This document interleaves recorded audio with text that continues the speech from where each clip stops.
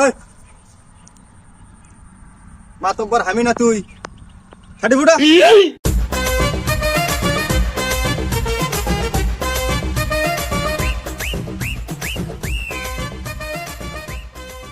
মাতব্বর সাহেব, কি খবর তোমার? তোমার তো দেখা পাওয়া যায় না। তোমার মতো মেয়ে আমি একটা কাম লিয়ে থাকি, মেলা কাম। এখন পদের শরত আমার মানে যাওয়া লাগবি।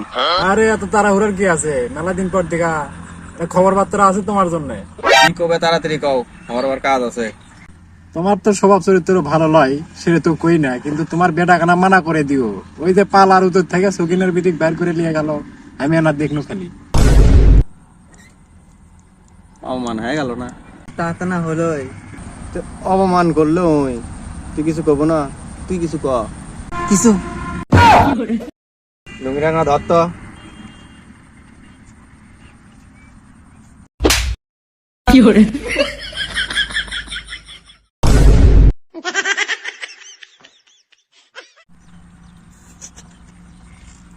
মাস্টার, মানুষের ব্যাট যদি দেখে তুমি হাসিচ্ছ, ভাবটা ভালো লয়।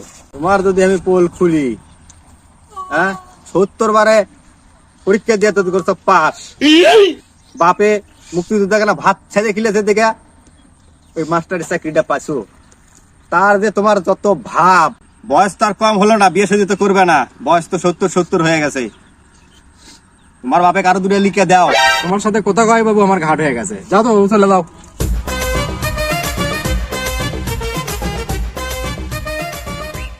আল্লাহর বিটি খাবে কোনো পান্তা দিস নে, তাই পান্তা খেলেই দিয়ে বাড়ালো।